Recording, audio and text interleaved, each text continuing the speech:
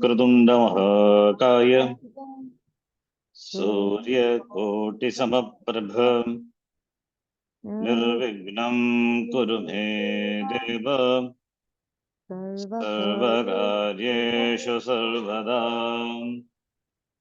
सरस्वती नमस्तुभ्यं वरदे कामरूपिणी विद्यारम्भं करिष्यामि सिद्धिर्भवतु मे सदा गुरुर्ब्रह्मा गुरुर्विष्णुः गुरुर्देवो महेश्वरः गुरुः साक्षात् परं ब्रह्म तस्मै श्री गुरवे नमः। ॐ सहना भवतु सहनौ भुनक्तु सह वीर्यं करवावहै तेजस्विनावधीतमस्तु मा विद्विषावहै। ॐ शान्तिः शान्तिः शान्तिः। ॐ श्री परमात्मने नमः। ॐ श्री परमात्मने नमः। अथ द्वितीयोऽध्यायः। अथ द्वितीयोऽध्यायः। श्रीभगवानुवाच श्रीभगवानुवाच प्रजहाति यदा कामान् प्रजहाति यदा कामान् सर्वान् पार्थमनोगतान् सर्वान् पार्थमनोगतान् आत्मन्येवात्मना तुष्टः आत्मन्येवात्मना तुष्टः स्थितप्रज्ञस्तदोच्यते। स्थितप्रज्ञस्तदोचते दुःखेष्वनुद्विग्नमनाः दुःखेष्वनुद्विग्नमनाः सुखेषु विगतस्पृहः सुखेषु विगतस्पृहः वीतरागभयक्रोधः वीतरागभयक्रोधः स्थितधीर्मुनिरुच्यते। स्थितधीर्मुनिरुच्यते यः सर्वत्रानभिस्नेहः यः सर्वत्रानभिस्नेहः तत्तत्प्राप्य शुभाशुभम् तत्तत्प्राप्य शुभाशुभम् नाभिनन्दति न द्वेष्टि नाभिनन्दति न द्वेष्टिः द्वेष्टि तस्य प्रज्ञा प्रतिष्ठिता। तस्य प्रज्ञा प्रतिष्ठिता।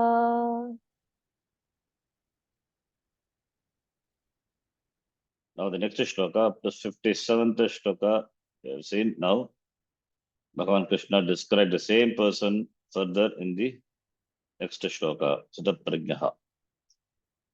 Yada samharate chayam यदा संहारते चायम् कूर्मोऽङ्गानीव सर्वशः कूर्मोऽङ्गानीव सर्वशः इन्द्रियाणीन्द्रियार्थेभ्यः इन्द्रियाणीन्द्रियार्थेभ्यः तस्य प्रज्ञा प्रतिष्ठिता। तस्य प्रज्ञा प्रतिष्ठिता। यदा संहरते कूर्मः अंगानि इव कूर्मः टर्टल टॉर्टोइस कूर्मः अंगानि संहरते कूर्मः अंगानि संहरते यथा तद्वत् यदा अयं दिस पर्सन द प्रज्ञः इंद्रियाणि इंद्रियार्थेभ्यः सर्वशः संहरते तदा तस्य प्रज्ञा प्रतिष्ठिता भवति इति वदति। That is when the turtle that withdraws its limbs, angas.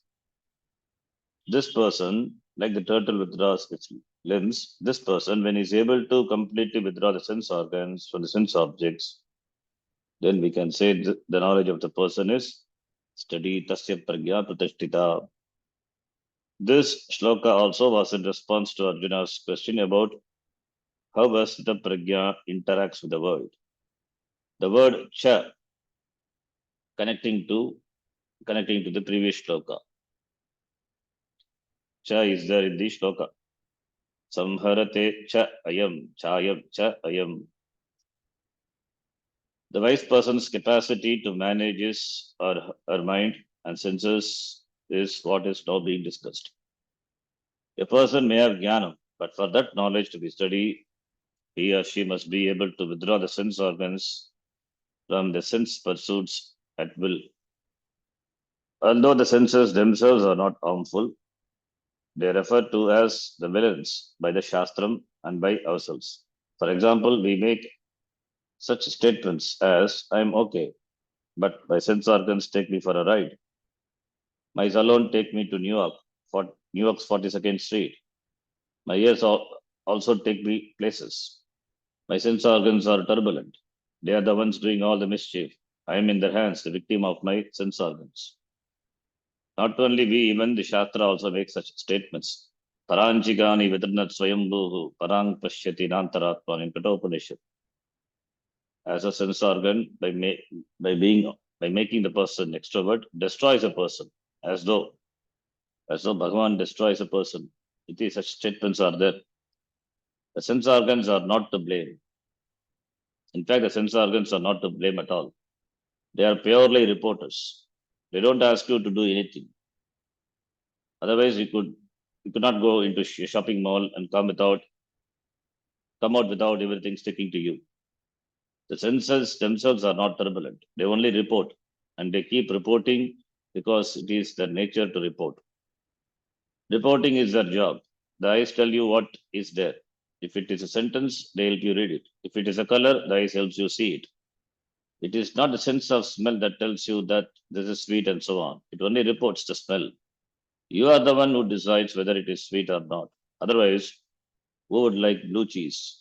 If the senses add sweetness, it would never develop a liking for a strong smelling cheese called blue cheese. It is you who develop a liking for it, not the senses.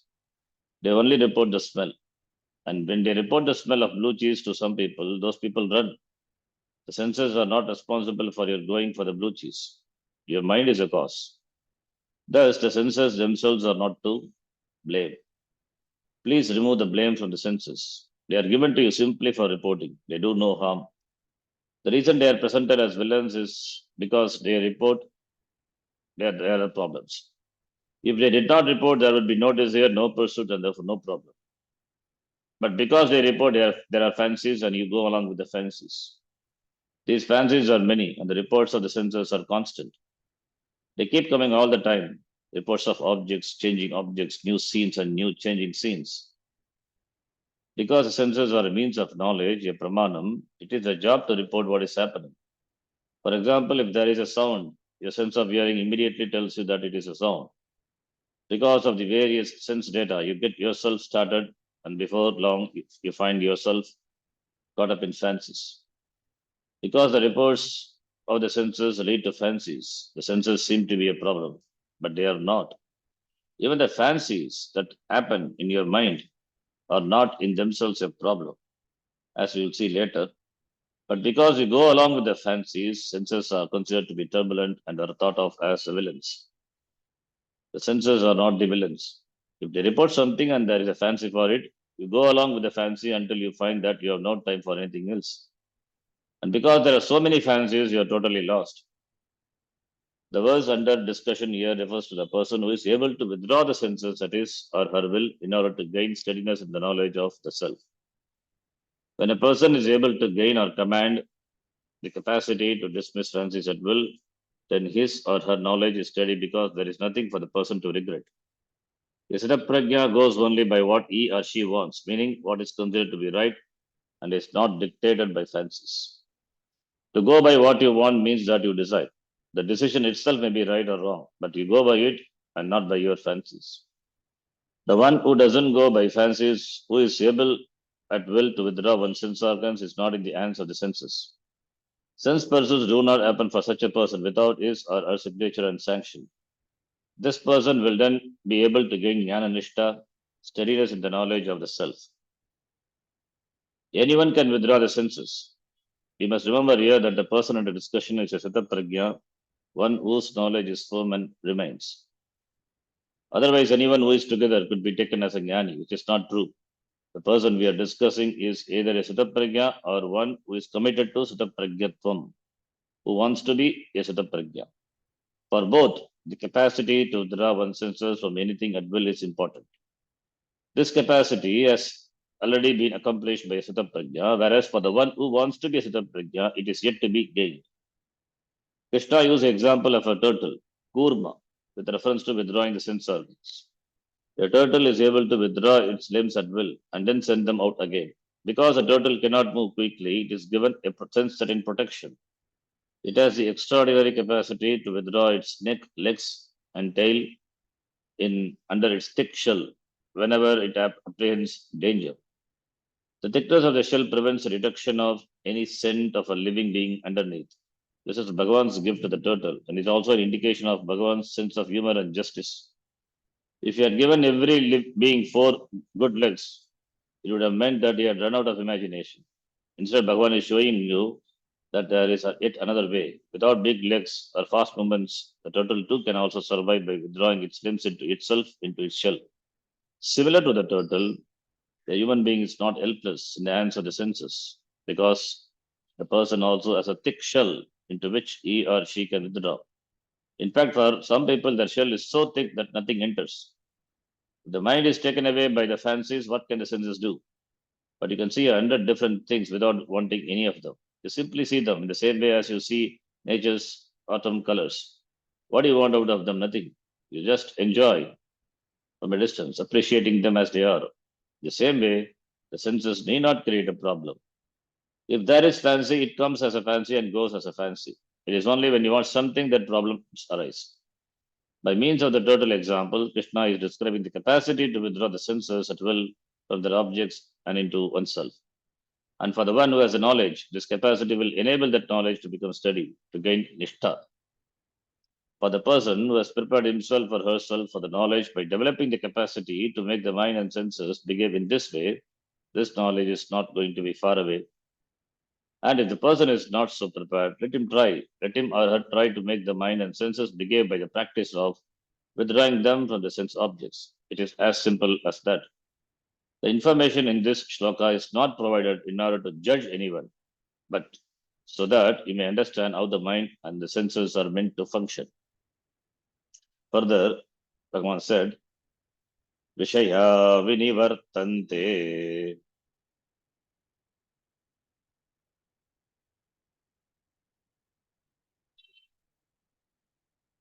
Niraharasya dehinaha rasavarjam rasopyasya param drishtva nivartate. Another important shloka this is Niraha, Nirhaharasya, referring to the person who doesn't feed the sense organ. Niraharasya Vishayaha Vinivartante. Sense objects, they return, senses come back to, sense organs come back to oneself. Those who don't feed the senses with the sense objects. Leaving the rasavarjam rasavarjam, leaving the rasa, the longing. But if he has the vision of Brahma, even that rasa, the longing itself, will go away. So, for the one who doesn't feed the senses come back to oneself, leaving the longing behind. Having seen Brahma, when the self is known, param drishtva, even the longing when the longing goes away. Now, here, there is a possibility of a doubt here. Does this capacity to withdraw one's senses from the sense objects at will give the person jnana-nishta? No. Even a complete fool can practice this technique. A yogi also actively engages in the discipline of withdrawing the senses. The sense organs can be withdrawn as a turtle withdraws its limbs. Therefore, you cannot say a person is jnana-nishta merely because he or she can withdraw the senses and sit with himself or herself. Shankaracharya presents this doubt here in order to deal with it. Even though people may not go along with their fancies, the taste for them will still be there. Therefore, it is not the practice of suppression rather than a withdrawal. We have seen how many people blow up. The senses definitely get them sooner or later. If not today, then tomorrow. Why? Because everything is suppressed inside. When the value for something is inside a man, he will definitely deliver himself into the hands of his senses eventually. Because he is not their master. The senses will get him. If he thinks he has enslaved them, he need only wait for certain situations to present themselves. He will find himself enslaved by his senses in no time. They will take him for a ride. In the wink of an eye, he will be gone totally. The taste lingers on. Thus, even an ordinary person can withdraw the senses, but the taste, the rasa, the value for the fancies will still be there. Such a person feels that certain sense enjoyments are important, and without them, he or she cannot be happy. Suppose because this person is told that sense enjoyments are all very painful, he or she decides not to go after them. Then he or she might begin practicing withdrawal of the senses, but find that rasa doesn't go away. Even those who already have a value for meditation and learn to withdraw their senses in order to discover ananda in themselves or gain inner contentment may continue to have a value for the enjoyments of the senses. The question is, when would the taste, the subjective value for sense enjoyments go? The subjective value is an emotional value. Suppose a person is not a fool and has viveka. He is intellectually convinced that the sense enjoyments are of no use because they do not provide any real security or lasting pleasure. If this person has no intellectual value for sense enjoyments, he or she may still have an emotional value. Therefore, when and how will this emotional value go? The emotional value is very important and must be recognized as such. Emotion is a part of life, a part of your expression. Therefore, you cannot dismiss it, nor is it necessary to do so. And emotion doesn't need to be respected because it has a power that can be overpowering. We can be completely overwhelmed by emotion, and therefore we need not know. Therefore we need to know how to tackle it. An emotional value is a subjective value, is different from an intellectual value, which is objective. Intellectually, your analysis can be clean. These are all sense objects. They do not contain any joy or security. I'm insecure and remain so, whether I have sense objects or not, whether I have money or not. Therefore, I need to discover security within myself. All of this you may know, but although you know that money doesn't make you secure, you still have an emotional value for it. And even if you don't have emotional value for money, an intellectual value will definitely be there because you need to buy a few things. Therefore, to say that money has no value is not correct. The value of money. So money doesn't give you security is a fact, but money does give you a house, health, actors, and a variety of other necessities and comforts. Money is not something that has no value whatsoever.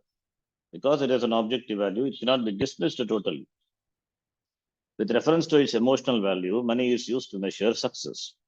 If someone comes to see you in a new car and your car is battered, you find yourself wanting to have a new car.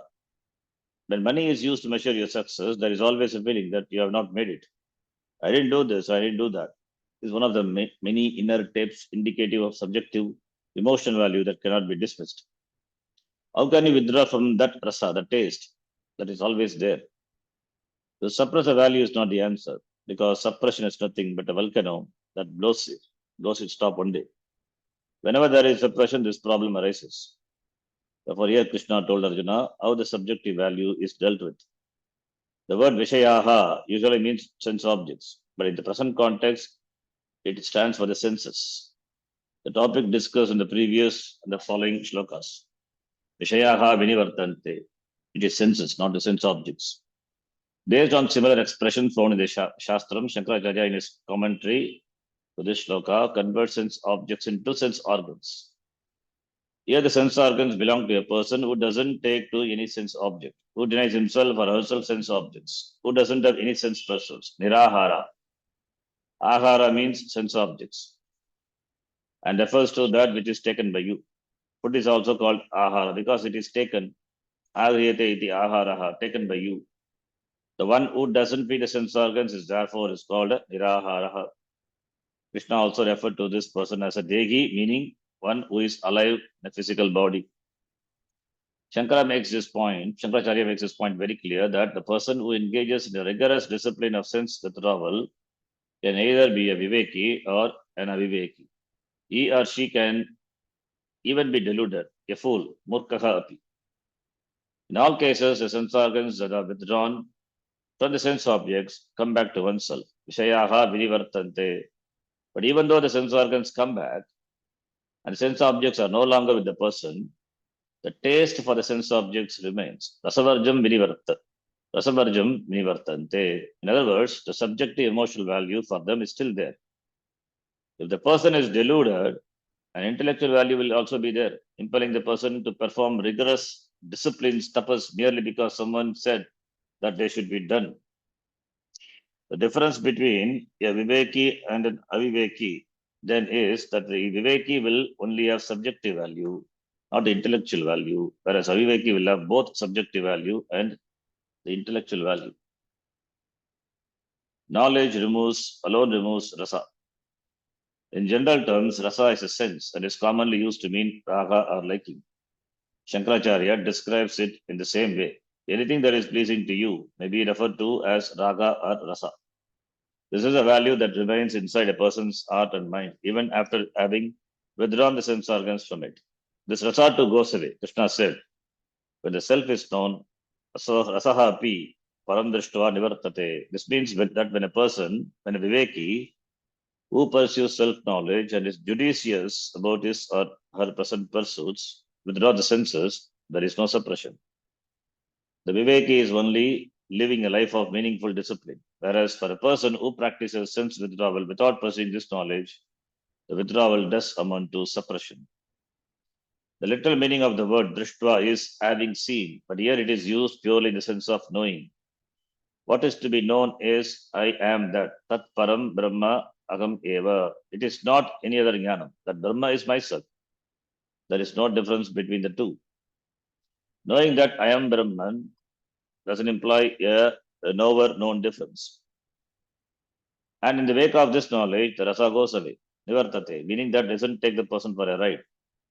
How the emotional value for sense objects can capture one's mind is explained by Bhagavan in the next shloka. Once you can no longer be taken for a ride by the rasa, the knowledge of sense objects doesn't create any kind of craving or longing in you.